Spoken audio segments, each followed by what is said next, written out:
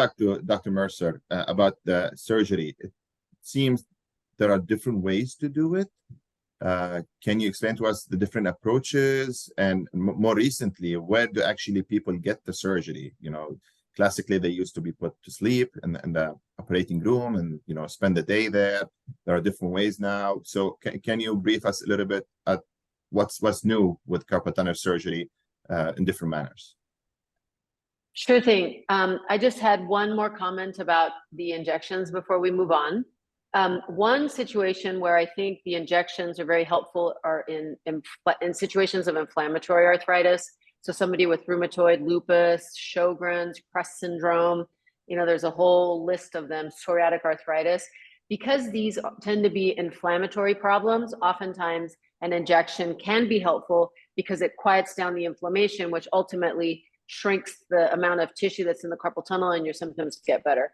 For me, if I'm going to inject the carpal tunnel, even though I do 10 of these procedures in a given day, I send them to Dr. Barr to do them with ultrasound, because I think that making sure that you don't impale the nerve, that you get it in the right spot, that you have somebody that's very, very careful and meticulous with the needle direction, I think is very important.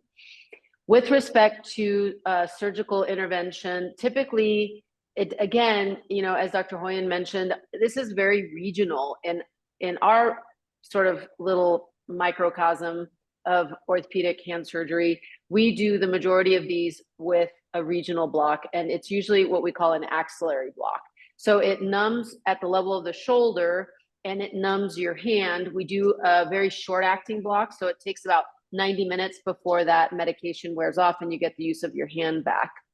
Some people do these under just straight local anesthesia, where you infiltrate or inject a bunch of local numbing medicine around the area where you're going to operate, right there where Dr. Hoyen is showing, and then they do the operation. That works perfectly fine as well.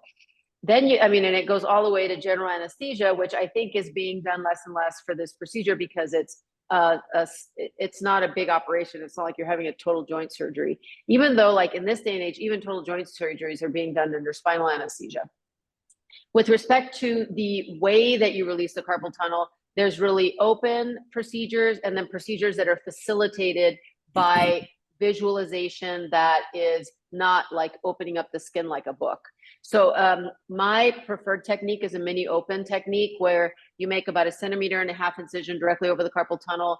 It takes me, minutes to do this operation. So it goes right there, right where he's showing at the level of the palm. And it works very well, and it's very safe because you can see all the structures very clearly. You can see the nerve, you can see the tendons. Every once in a while you see the motor branch, but you don't necessarily look for it because you know that it's to the radial side or the thumb side of the incision, and you can stay away from it. And so to me, it's a very safe way to do it. I also do endoscopic because sometimes patients want to have it done endoscopically. Sometimes endoscopic is indicated. For example, in settings of fracture, like distal radius fractures, sometimes it's a little bit easier to do it endoscopically than it is to do it open.